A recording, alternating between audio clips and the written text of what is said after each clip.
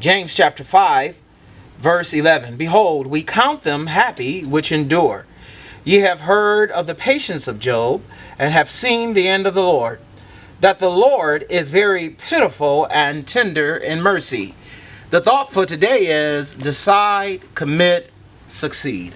James chapter 5 verse 11 talks about happiness and endurance. And I want to say congratulations to the class of 2020 because you decided, you committed, and now you have succeeded. Congratulations, class of 2020. Let's go, it's class of 2020. So traditionally, our church, we hold a gala every year to celebrate the graduates. Today, I have a special guest, Mr. Andre Reed. Andre is the commencement speaker for the 2020 graduating class of Michigan State University. This young man is going to speak to us about making a decision, holding commitment, and ultimately succeeding.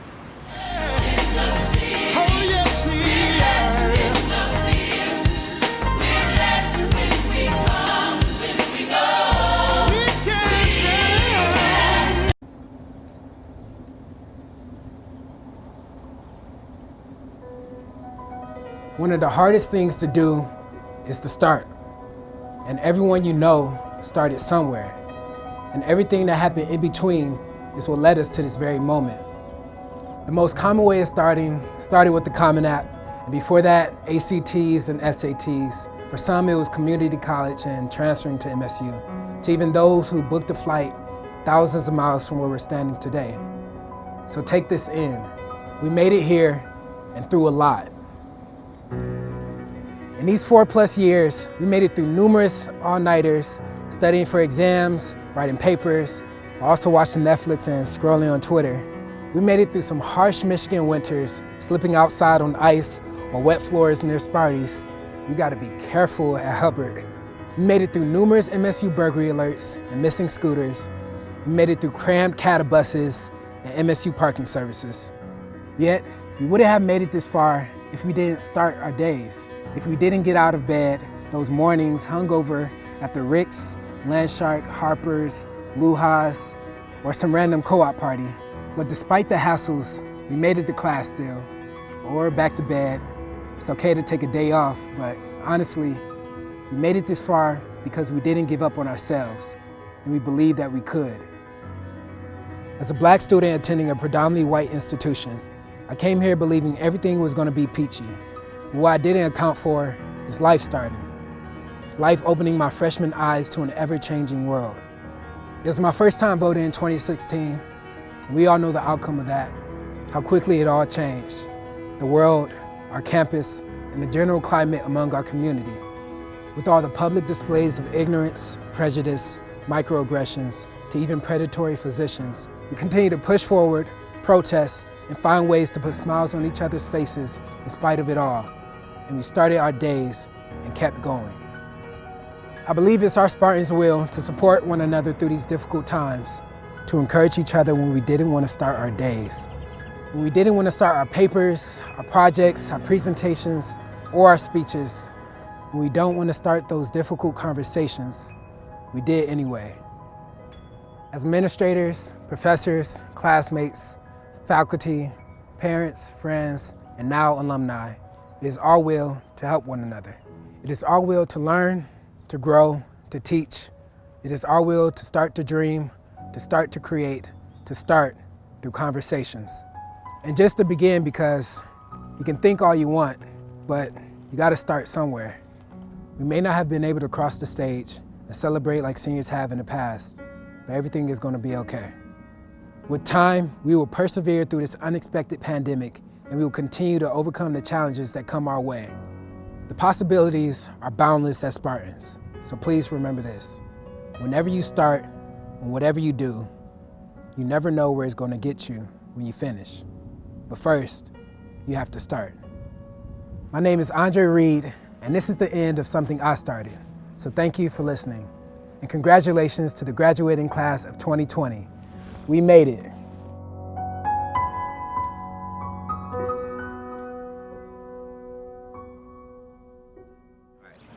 Now our discussion with Andre Reed. My name is Andre Reed. I was born in Lawton, Oklahoma.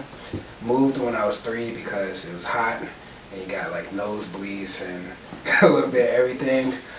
But yeah, I was raised in Detroit. Went to high school at Consortium College Preparatory. And then after I graduated, I went to Michigan State University. After my freshman year, I ended up finding advertising creative, just like reflecting on all the stuff I used to do in high school. And from there, I just stuck with advertising, and all the skills and stuff I learned just helped me with all the stuff I'm doing now. So talk about, talk to an 8th grader out there and let them know, before you entered high school, talk about how you finished high school and what was it like when you entered high school. High school is basically starting your future. You have freshman year, but then you have sophomore and junior year to like figure out what college you want to go to, or if you want to go to college, or if you want to pick up a trade. But I knew I wanted to go to college, but 8th grade I was really like figuring out what things I enjoyed doing, learning more about like my history and like what black people have done in the past, what routes did they take to get to where they were. And then also just like once I got into freshman year, it was just more being open to trying new things and just trying more stuff.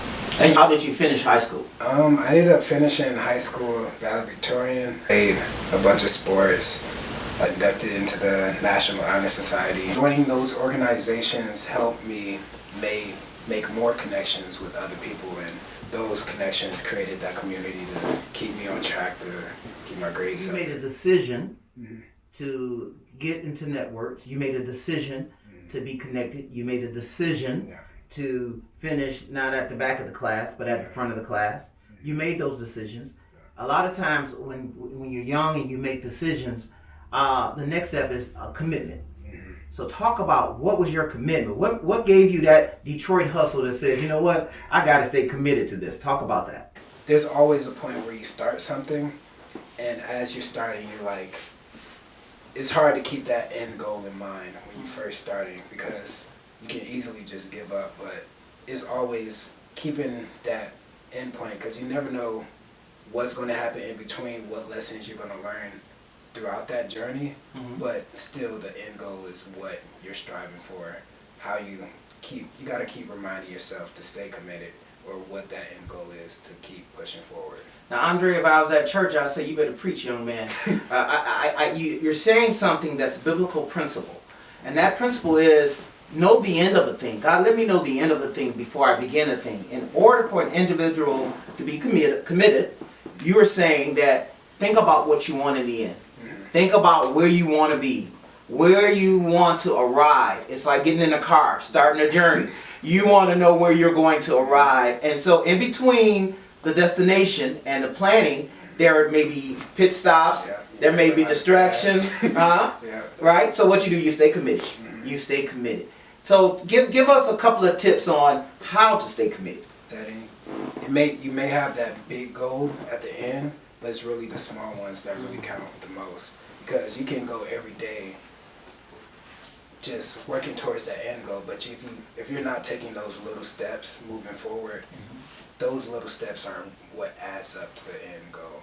Wow. So set your goals, make them attainable, and you have the big picture at the end, but take the steps. Despising not small beginnings, but this is a collection of your words and your writing. I would like for you to read one of your poems, or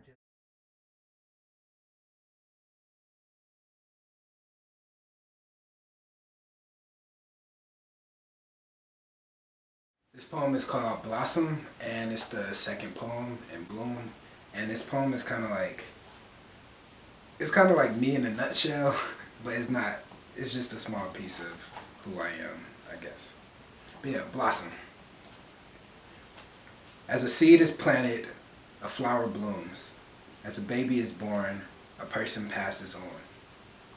If I was to be planted in the earth, I would like my seed to grow to be a tree.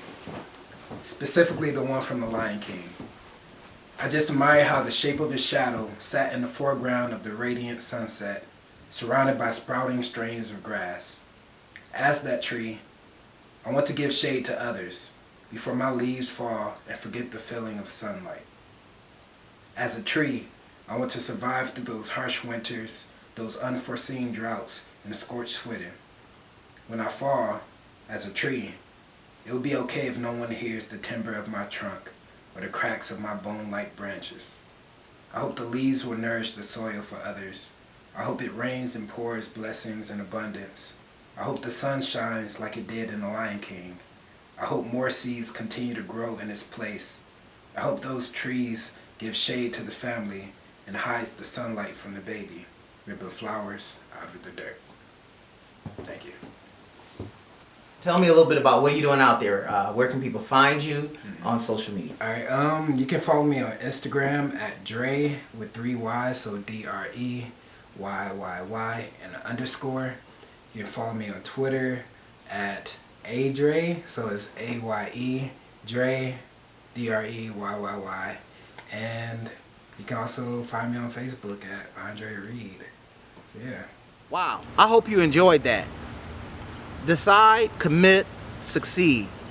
Thank you for taking your time to watch Moments with Pastor Jay today. If this video has encouraged, inspired, moved you, hit like and subscribe. Until the next time, God bless you, God keep you, God be with you, and thanks to our special guest, Mr. Andre Reed.